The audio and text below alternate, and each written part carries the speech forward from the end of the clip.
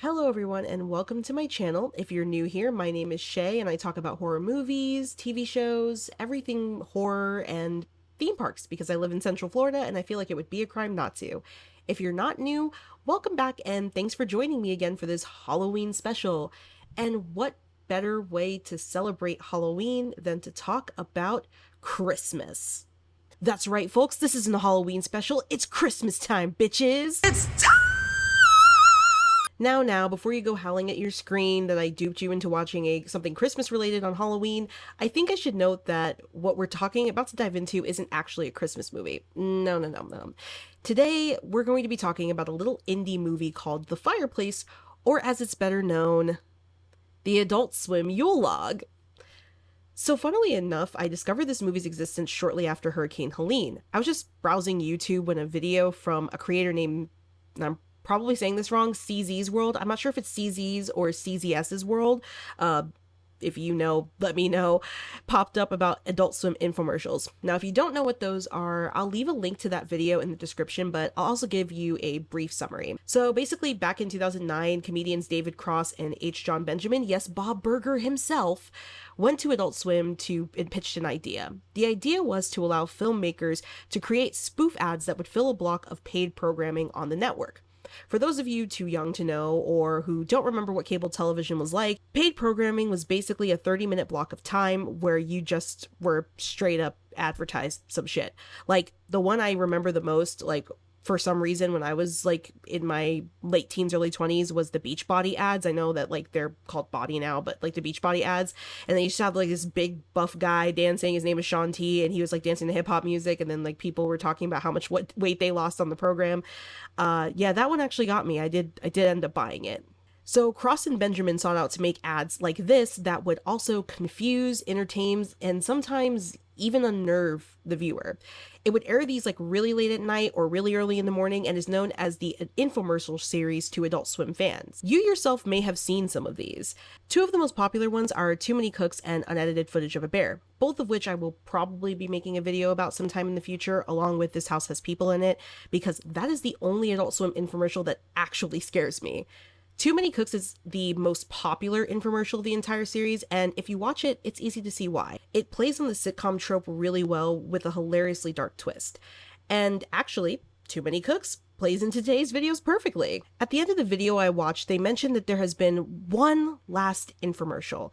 Even though the series isn't necessarily over, in fact, if you look on the Wikipedia page, it actually does say that the infomercial series is still going, but there's no other one listed past December of 2022. And it's easy to see why there hasn't been another one when you realize that this last infomercial is actually an entire fucking movie. You see, the creator of Too Many Cooks, Casper Kelly, had been hinting for years at a huge project he was working on in conjunction with William Street, Adult Swim's production company. No one knew what it would be about or how it would even be released. That is, until Adult Swim began airing commercials announcing an upcoming broadcast of their own version of a holiday Yule Log in 2022. Yule Log videos have become quite popular in the past decade or so, I think. You can throw them on in the background of a party, a quiet night at home, or a romantic Christmas date.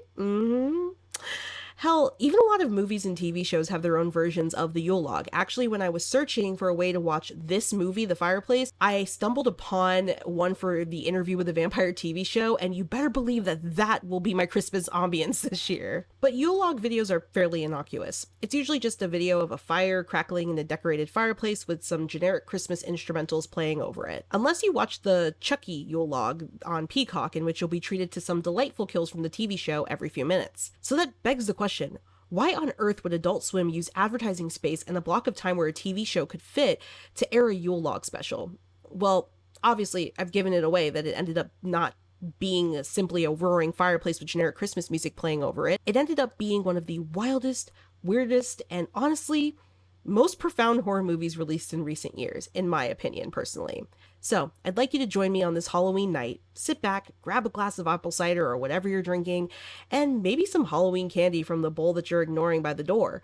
But before we do go any further, I would like to ask you if you could like this video, subscribe, leave a comment. Any engagement helps me know that you enjoyed what you just watched. Now, without further ado, let's explore Casper Kelly's The Fireplace, or again, as it's better known, the Adult Swim Yule Log.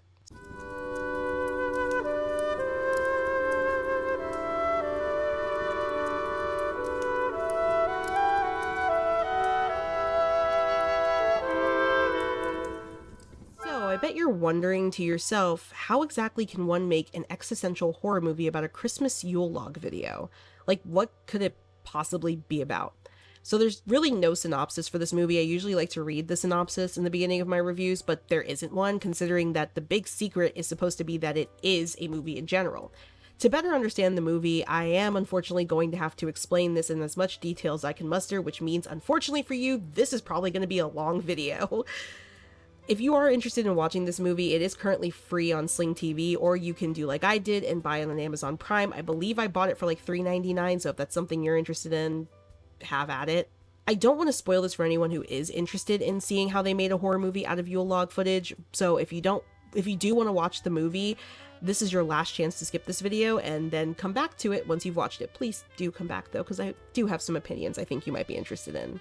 Now, if you're coming back and you've watched it, or you simply just don't care about spoilers about this thing, let me explain to you about how this fascinating movie works. So, as you can imagine, this film opens up with 2 minutes of unedited footage of a Yule Log. Not unedited footage of a bear, that's a completely different infomercial, keep up with me guys. Really giving you the illusion that, yeah, they're just airing a video of a fireplace. Cool. But soon you hear a door open and a woman talking on the phone, which does indeed shatter that illusion for you. We learn from the woman's conversation that she is the owner of the place where this is being filmed, and she stopped by because the cleaning crew canceled on her. She hangs up the phone and begins to vacuum in view of the camera. She does that for a bit before we hear another knock at the door. She answers it, and we hear the voice of a woman lamenting that her car broke down and she needs to use her phone to call someone. When the cabin owner questions why the woman doesn't just use her own phone, the woman tells her that her phone died while on the road. Just as the cabin owner is about to make a decision of whether or not to let this desperate woman in, we hear her ask about another person who's with the woman. Then that's when the stranger asks, "Have you met my son?" From there, we hear the sounds of a violent and frenzied attack taking place just off camera. We do see our cabin owner crawling by looking frantic, and then we see our killer, a big man in a paper mask, crawling after her. This guy is known as Arvid, or Pleatherface as one of the later characters so lovingly dubs him. We hear Arvid finish off his victim while his mother mentions disappointingly that the woman must not have been the one for him, if you get my drift. She begins to clean up the mess while Arvid gets rid of the body. Their crime scene cleanup is only interrupted when they hear a car pull up and decide to hide from whomever is coming to the cabin now. In enters a couple named Alex and Zoe. It's revealed that Alex is actually the one making the Yule Log video we've been seeing. He does this as a form of income on YouTube, and he was filming this log while they left the cabin to let the owner clean it. He zooms the camera out, and we see our couple settling in for the evening. Also, side note, the mom that was cleaning up the crime scene did a really good job of cleaning up the crime scene, because when they zoomed the camera out, there is just like no blood. There's no like evidence that anything just took place, and it just took place like right before these two walked in, so I was impressed. One incredibly important thing to note about our 2 main protagonists is that Zoe is suffering from severe anxiety. She basically panics about everything. She's concerned about the environment, she's concerned about her relationship, she's concerned about the fact that her boyfriend left the fire burning the entire time they were out for a hike, which is completely valid. It's clear, honestly, that the struggles she's facing on a daily basis are taking a toll on her. But it seems that Alex wants her to at least be secure in their relationship, and that he truly does love her more than anything. It becomes incredibly clear as the scene unfolds that Alex was planning to do more than just film a video of the Yule Log. He stages a phony trip and fall bit where he ends up on one knee and proposes to Zoe. It's a nice proposal, but one that falls flat as Zoe doesn't know how to answer the question. It's obvious that the anxiety she deals with is influencing her decision in this instance, but she doesn't have too much time to think before there's a knock at the door. When they answer it, they see a local sheriff and deputy on the other side. They basically say that there was a body found on the other side of the mountain, and they just wanted to inform the residents of that mountain that they might be in danger. It's important to note that from the time of the cabin owner's off-screen murder until now, the movie is making sure to remind us of Arvid's presence in the home by using a champagne bucket in the foreground of the shot. Every so often, the bucket would be the only thing in focus, and we'd see Arvid's head poking out of a nearby door, watching the scene unfold around him. So there's a clear and obvious threat of imminent violence on the way, but he's not the only antagonist that's in the cabin with Alex and Zoe. Not by a long shot. The sheriff and deputy asks to come in. As they do, the sheriff notices that the fireplace is going. He asks where they got the wood for the fireplace, and Alex mentions that he got it from a tree out in front of the cabin. This sets the sheriff off. He begins to berate them for chopping off a branch from the tree because it's a sacred tree where a lot of bad things happen to people. This is where we start to get some trippy moments in the film. We begin to get flashbacks of the inhabitants of the cabin from the past. We see kids playing cowboys in front of the fireplace, mourners gathered in front of it as well, a son that's struggling with his gender identity and his parents discovering him. And then we get our first glimpse of Rosa and Isaac. Now I'm going to pause the main story to tell the story of Rosa, as this past story that we get is probably the only important one from the past. So Rosa was a slave who was owned by Isaac. It's very clear from the glimpses we get of them throughout the movie that they had a pretty decent relationship. I mean, as decent of a dynamic as something like that will allow. Isaac is quite kind to her, and Rosa is very kind towards him as well. At one point, she brings up that she made a blanket for her son William, and she would like to give it to him. She assumes he's with a specific owner that she had requested, one that would be kinder to him than others. But, of course, Isaac wasn't able to honor her request. Instead, William was sent to Mr. Armfield, a crueler slave owner, but one who would pay the family better, at the request of his father. Rosa, upon learning this, quickly becomes enraged. She begins screaming that William was their son before picking up a knife off the table and stabbing him repeatedly. Once she realizes what she did, she hides the knife in the fireplace, but we later see that it's too late. She's taken outside once Isaac's body is discovered, and well, the tree is used for her method of execution. Keep Rosa and Isaac in the back of your minds because they are integral to the story. Back to the main story, the sheriff tells them that they have to extinguish the fire and bury the log after. He and the deputy then leave. After they leave, Zoe's anxiety has gone from maybe about a 25 to like a full-on 100. She's freaked out by the story they told and annoyed with Alex that he's not bothered by it at all. In fact, Alex is still hung up on the fact that Zoe hasn't answered his question that he popped. Zoe begins explaining that while she does love him, getting married scares her because of the state of the world and the traumas she's endured herself. She even makes up this like off-the-wall scenario where she says like something along the lines of like, what if we get married and you get into an accident and that wouldn't have happened if you weren't married to me? Like, just gives you a little bit of insight to Zoe's psyche. That's when Alex assures her that he doesn't care how bad things get, he just wants to live with her at his side. I think he says something at one point like, if the world goes to hell in a handbasket, I want to be in that handbasket with you. And honestly, that is the cutest thing I've ever heard, and I would have said yes to that proposal in a heartbeat. But before our loving conversation of reassurance can find its resolution, there's yet another knock at the cabin door. I mean, seriously, I thought this movie was Knock at the Cabin because of the way it was acting. This time it's a group of paranormal podcasters who also booked the cabin for the weekend. Yep, you guessed it, we got a barbarian situation on our hands. Their names are Ben, Holly, Beth, and Henry. Ben and Beth are a couple, and Holly and Henry are one as well. That's not really important, but I just thought you should understand the dynamic. They also had some special treats, so they are in no condition to leave and find somewhere else to stay. Alex and Ben decide to contact the owner of the cabin to sort out the mix-up, only for Zoe to find the cabin owner's discarded phone under the table. This, of course, freaks her the hell out, and she starts assuming something bad must be going on, which, like, she isn't wrong. I mean, the cabin owner was just murdered like minutes before they got there. There's literally a serial killer in the house with them the entire time, and the log that they're burning might be cursed. Alex decides to call 911 to ask for the sheriff that they just spoke with, but they basically say there's nothing they can do because the owner hasn't been missing for that long, and she'll probably come back to get her phone. Alex and Ben decide they should all just make it work for the night and then figure it out in the morning. Alex and Zoe leave to go unpack despite Zoe still being freaked out. Beth, Holly, and Henry go to the hot tub asking Ben to come with them, but Ben decides he needs to take a shower before the edible kicks in and decides to leave them and go upstairs. This is when the movie goes from like a found footage movie, because we're watching all of these shots from Alex's camera, and essentially turns into a regular movie. The camera zooms in as the log reignites itself and begins floating out of the fireplace. Yeah, the log is alive. It heads upstairs and very quickly dispatches of Ben while he's in the shower. Meanwhile, Alex comes out of the room to sit with Beth, Holly, and Henry. Beth is very obviously into him and keeps coming on to him, but Alex doesn't notice. There's, again, no relevance. I just thought that was funny to tell. The gang tells him about how the cabin they're in is a hotbed for extraterrestrial activity. Keep that in mind as well. Keep that in mind. A woman was once abducted there, and they were there to interview her for the podcast because she lives in the area still. After that, Alex tells a story that sort of gives us even more insight to how Zoe's anxiety works.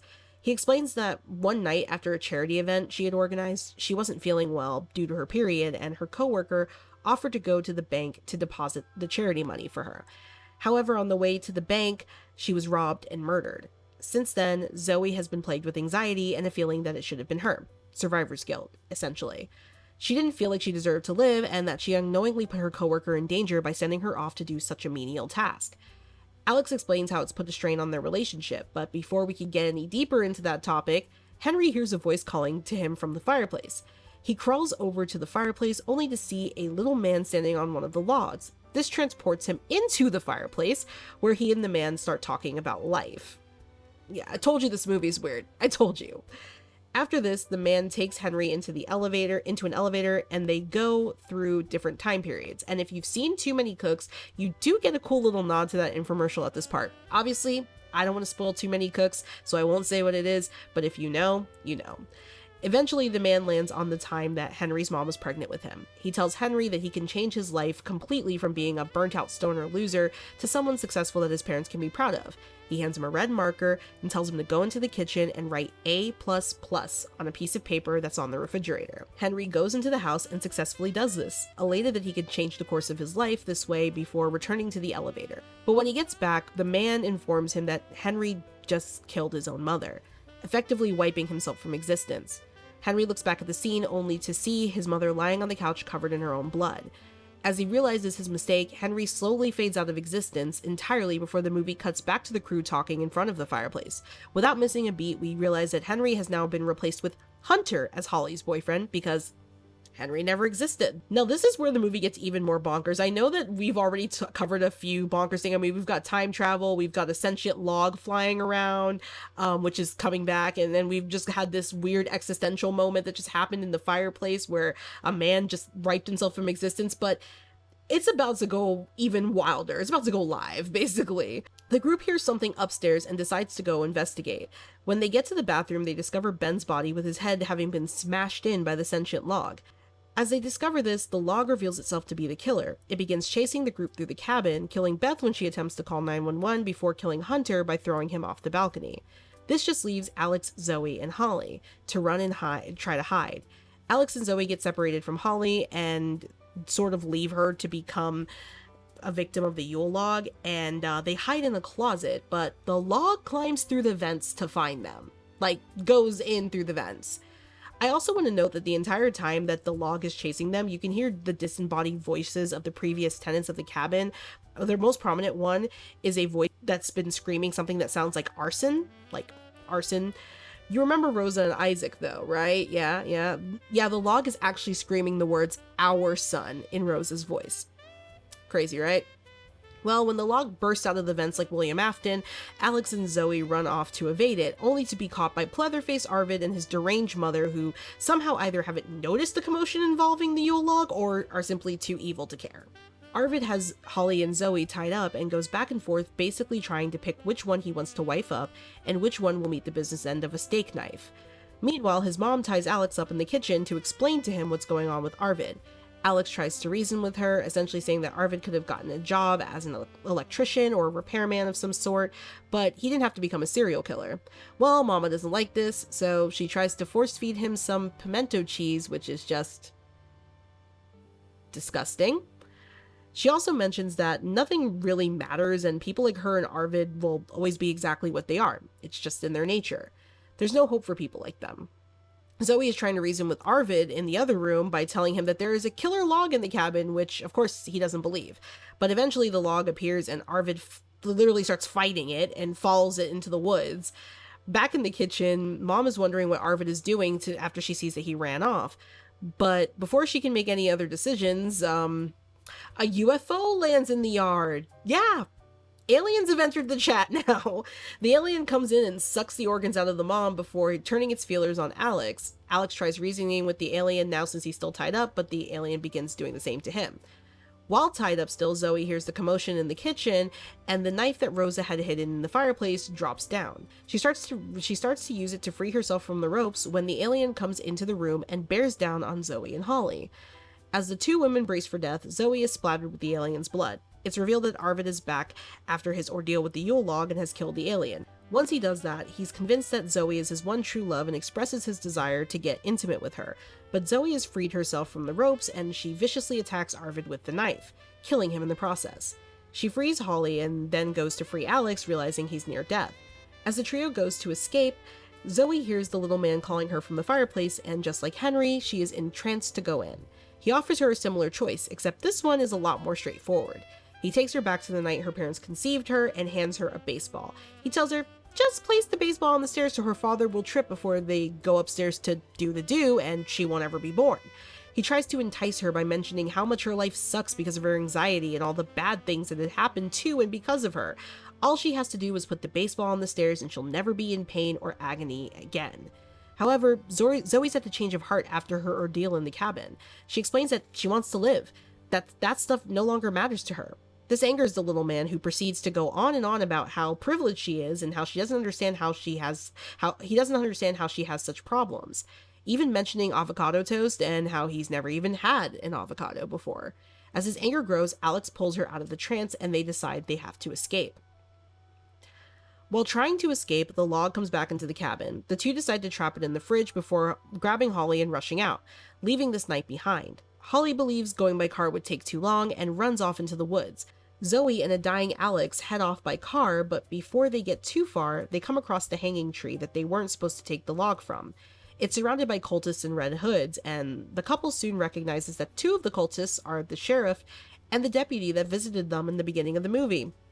Of course, if you didn't see that coming. As they try to stop the pair from leaving, Zoe runs them over with her car, driving on until morning. Eventually she stops and turns to Alex, who is still dying from being attacked by the alien.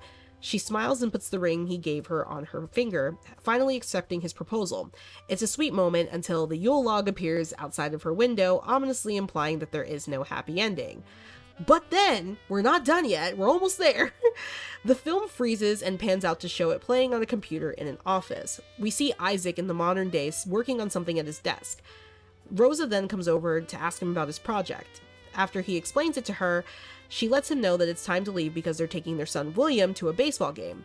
We see a close-up of a photo of Isaac, Rosa, and William on his desk, and they seem to be a happy family. Maybe this entire movie was just some sort of fever dream that Isaac had after eating too much Taco Bell before he went to bed. As they're getting ready to leave, a repairman comes up to them explaining that he fixed the heater in the office. We quickly notice that the repairman is Arvid, our serial killer from the film. It seems likely that this might be one of those "it was only just a dream" moments until Isaac and Rosa begin to snap back into their previous roles as the office begins to burn around them. Isaac then begs Rosa for forgiveness for what he did to their son, but Rosa still cannot forgive or forget. She violently attacks him again. The film cuts to a shot of the car Alex and Zoe were in, and we see the log enter the car before the windows are splattered with their blood. And just like that, Adult Swim Yule Log is over. So, what did we learn?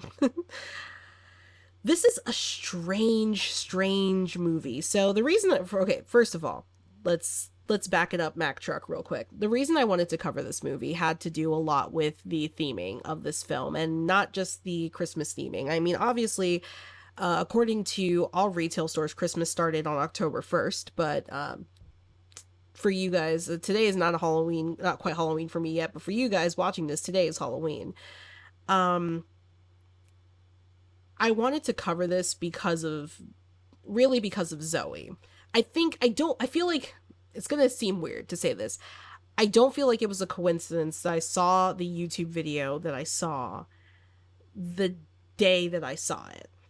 It was only a few days after Hurricane Helene had hit, and I was looking at a lot of the destruction and a lot of the horrible things that were happening, hearing all of the horrible stuff that was going on. And I remember like this thought that I had in my head of, man, we are just, as a society, we are just royally screwed. Like, that was kind of the thought that I had in my head. And then I watched the YouTube video because I needed a distraction.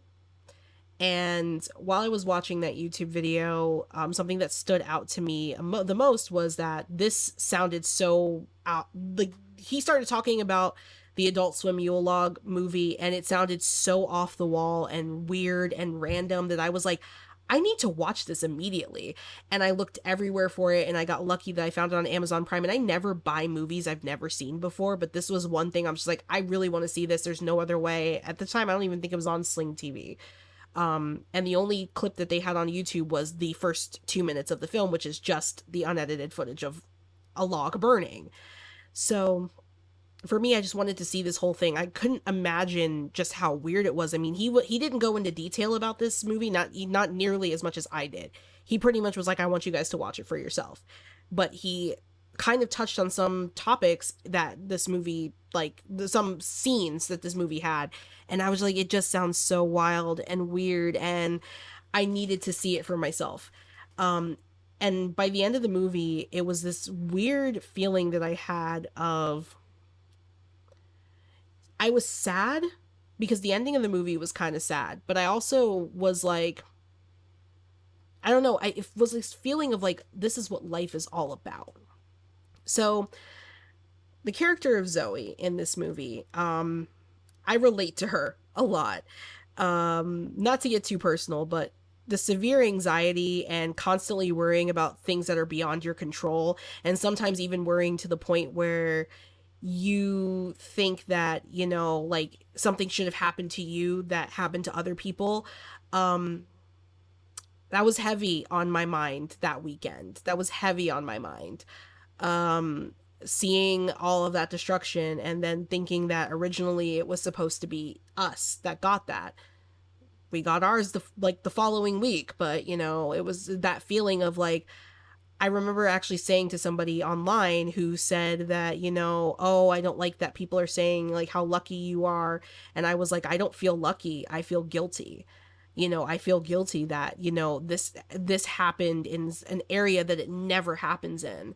And the amount of destruction and the amount of lives lost and the towns just levied, it just didn't feel like it was fair. And it's like, then when you think that way, you start to think, am I being selfish by thinking it should have happened to me?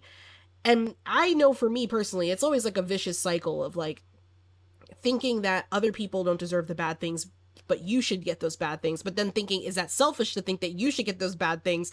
And then it just kind of, your brain just kind of collapses in on itself like a freaking, you know, building collapsing into itself, I guess. I don't know. I couldn't think of an analogy there. I'm sorry.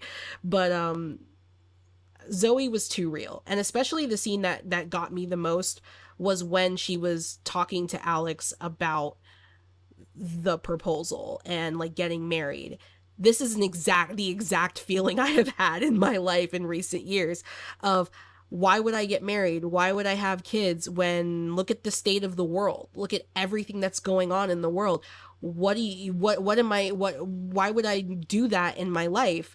And for a few years, not recently, but for a few years after events started in 2020, I had that feeling. I didn't want to be close to people because what's the point? You know, and I remember actually having a conversation with somebody in 2020 about this, where I was so anxiety riddled, and this person was trying to placate me and tell me like, you know, no, like there's things worth fighting for in this world, and you have to fight for those moments of joy. And I was like, well, all I'm seeing every single day because of the news, because you're on social media, is nothing but death and destruction and pain. How am I supposed to believe that there's joy and there's beauty in this world? And it took me a long time to snap out of that, to the point where, you know, like I think it was last year, I kind of had that revelation that I'm like, things are always going to suck, but you have to find the moments that suck less. And then this year has been hard for a various amount of reasons, not just personal reasons, but just like the state of the world again. And then the hurricanes, man, like I'm not trying to trivialize it, but the hurricanes, man, it's like, it's something that in my life I've grown up with my entire existence. That has always been an imminent threat because I've lived in Florida my entire life, and I've seen destruction. I've seen towns, like, you know, towns getting completely destroyed, but seeing people that I loved having that happen to them. Like, I know in my video, my Let's Talk video, I said that none of my friends, none of my family had lost anything. I hadn't talked to a lot of people still. I have quite a few friends and quite a few family that lost everything. I have a few friends whose houses were just completely wiped off the map, who lost every belonging they've ever owned, who don't even have a home right now. And it is devastating to think that one night they're sleeping in their bed safe and sound, and then the next night they're getting a call that they no longer have a home. It was washed away.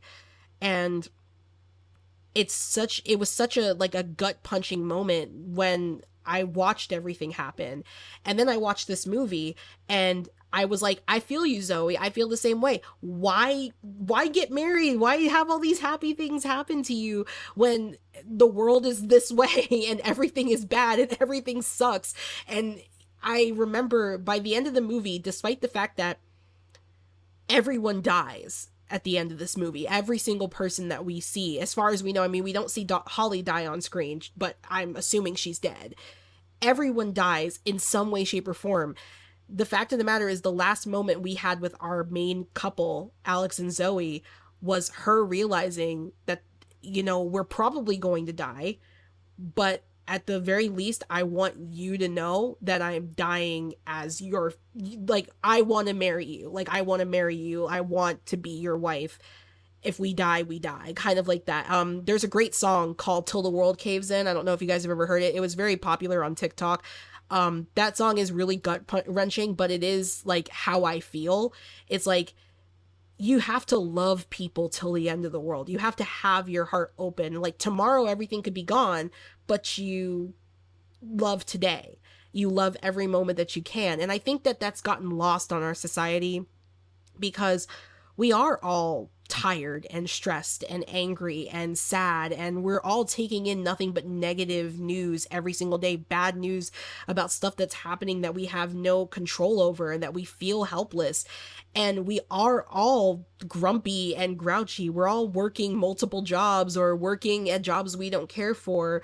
We're all struggling to make ends meet, and it's so easy to just be mad and depressed and leave everything behind. And this movie, oddly enough, as weird and creepy and funny but also sad this movie was, it actually kind of gave me hope, I guess you could say. And not hope that things are going to get better, things are going to be great. Hope that every day that I wake up, I guess in a lot of ways this movie made me feel grateful. Every day I wake up is a good day. Every day I wake up and the people that I love are still in my life is a good day. Every day that every day that I wake up and the people that I love are safe and they're able to navigate negative situations, they're not struggling. Someone was detected at your front door. Every day Echo talks to me and tells me someone was detected at my front door. But every day that I wake up and I am able to go to work, sit down and record a video, talk on the phone with my friends, watch a movie, go to a theme park, plan a vacation, go see family, it's a blessing. And even though I still have moments where I get existential dread, I think that's just impossible to avoid in this day and age.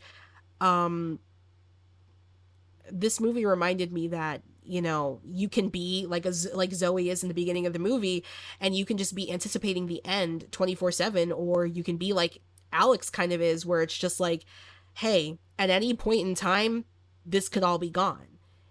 I want to enjoy what I have when I have it.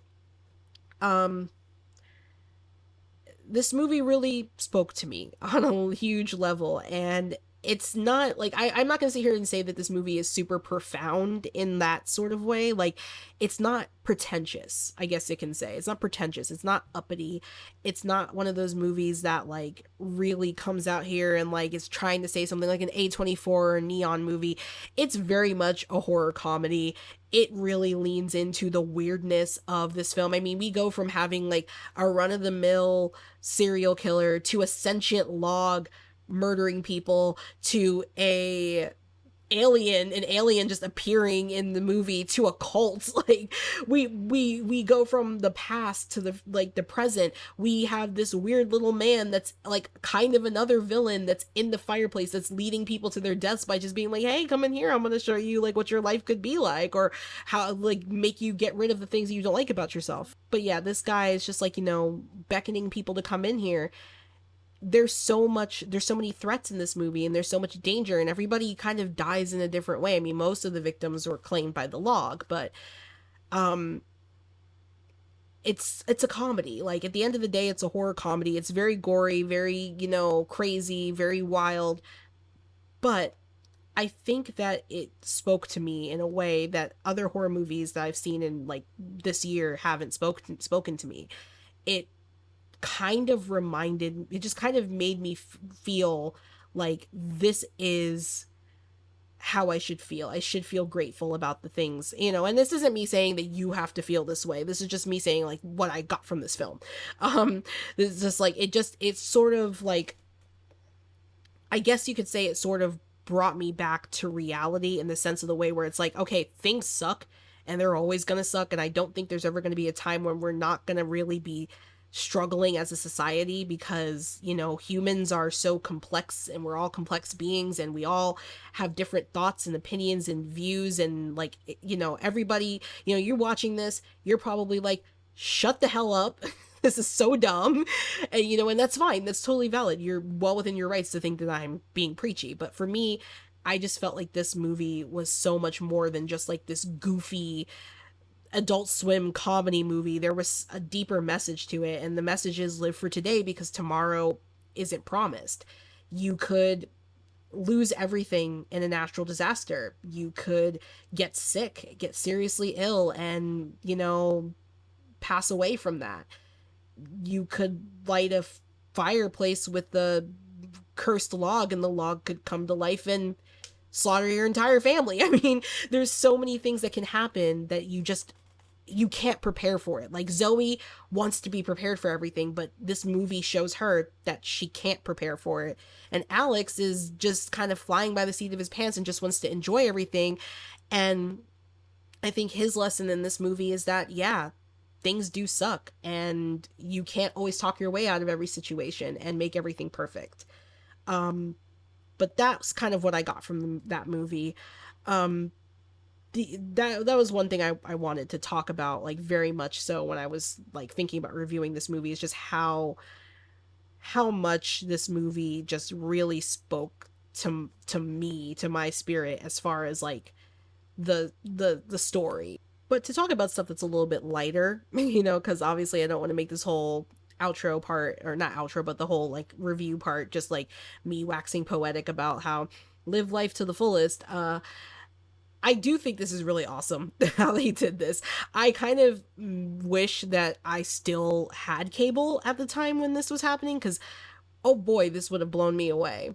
The fact that it was advertised as just a Yule Log like video that they were going to play for 30 minutes, and then it turned out to be a full on feature length film with so much story and lore and plot. You had blood, you had guts, you had serial killers, aliens, and cursed logs. You had social commentary. I mean, there was a little bit of commentary about race in there. I'm not going to go into all of that. There's a little bit of commentary about sexism. Um, even commentary about how you should live your life, like this overarching message, all packed into something that was supposed to be just like, oh yeah, it's like a fun little infomercial.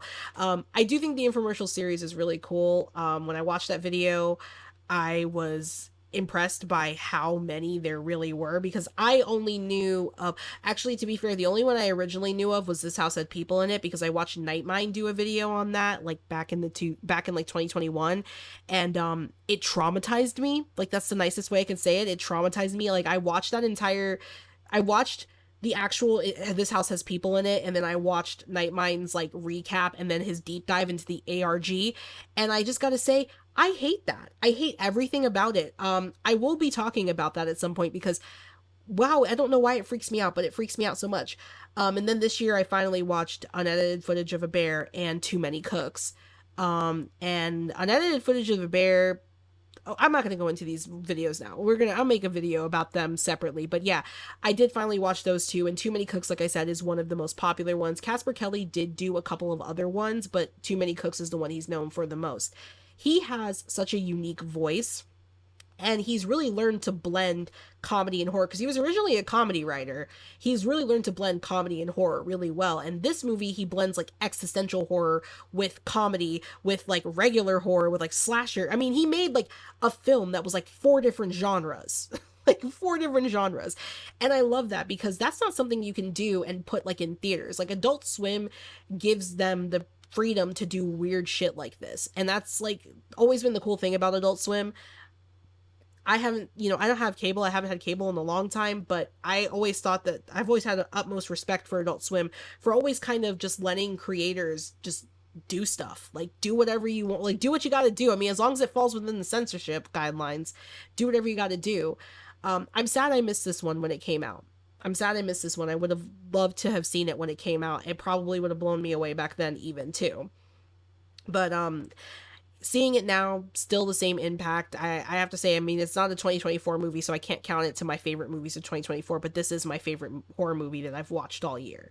Like, even of like the newer ones I've seen, this is my favorite one I've watched all year. I was just absolutely stunned, blown away, jaw on the floor. I think like I sat in silence after I watched this movie. I sat in silence, and I couldn't even like move. Like I wasn't scared. But I couldn't even move. I was just sitting there like, this was so wild.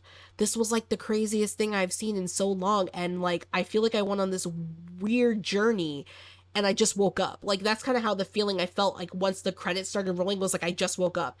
Like, everything was so disorienting in this film. And then it was like, oh, you're awake now. And that whole thing is over. It's so good. So well done. Well acted. Very, very fun to watch. I had such a great time watching this. I highly recommend it if you haven't seen it. If you did watch this entire video and you've never seen this, I do still recommend it even if you know what happened, because man, oh man, it is an experience. It's something that even with me describing it and showing you like a little bit of the pictures that I could find from this, because I'm not going to show you the scenes obviously, even with me describing it, I just don't think I could. I don't think I'm doing it justice. I think you need to see this film on its own. But yeah, that is my review of The Fireplace. It is such a good movie. It's such a good, weird, wild movie. And like I said, I've never seen anything like it. Skull rating. I'd have to give this one a 4 out of 5. The only reason I'm not giving it a 5 out of 5 is because I really just like, I feel like there was so much that went on in this movie that it does kind of get a little cluttered. And I know for some people that might completely turn them off. I also forgot to mention the critical reception when I was talking about this earlier. This movie does have an 80% on Rotten Tomatoes, which is not bad at all. I think it's an 80%. Let me double check. I got it open right here. Yeah, it has an 80% on Rotten Tomatoes, which is not bad at all. But it also has like a 6.3 on IMDb. So like, take that as you will. It's gotten mostly favorable reviews, and I think that amongst people who understand the infomercial series, it's definitely well loved. So I highly recommend it if you want a weird acid trippy Christmas kind of ish themed horror movie to watch this year. This one is definitely and the only reason I decided to do it for my Halloween special this year is because I ran out of time. Because this was supposed to come at the beginning of October. I ran out of time. Let's just say that I ran out of time. But I'm really glad I was able to still do it. Hey, it's a great Halloween special because, like I said, Target already has their Christmas decorations out. I just brought Christmas lights. So we're already going into Christmas and Halloween hasn't even been here. But if you're watching this on Halloween, happy Halloween to you guys. Thank you so much. All right, let's wrap this video up, shall we? So thank you guys so much for joining me on this utterly bizarre detour that we took this week. Totally unplanned Christmas horror movie that we were watching on Halloween. What did you think if you've watched this? If you haven't seen it, do you want to watch it? Like, let me know in the comments. Is this something that you think you might actually watch? Because I totally want to see this. I think it's one of my favorite like horror movies in recent years, just for the messaging alone and the comedy of watching people just getting offed by a Christmas Yule log. Um, but in any case, thank you guys again. Or I'm just gonna keep thanking you guys because it really does mean a lot to me when people join me on these journeys, especially weird journeys like this. I know it's a step down from the movie itself's not a step down, but this video is probably a step down from the Terrifier one I did last week. But I still hope you guys enjoyed it.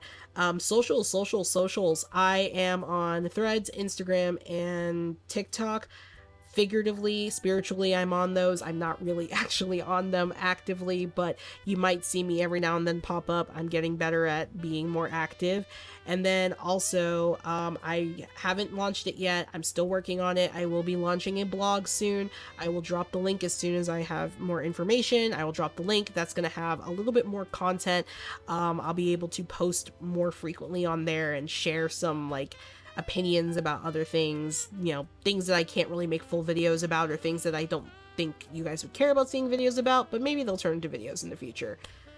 And yeah, that's pretty much it. My next video is going to be a special edition Halloween Horror Nights wrap-up video, and I really hope you guys enjoy that one, because by the time that by the time you guys see this, well, HHN season isn't done till the 3rd, but HHN season is pretty much done for me, and I have so much to say and so much love to give to this year's season. So we're gonna do it next week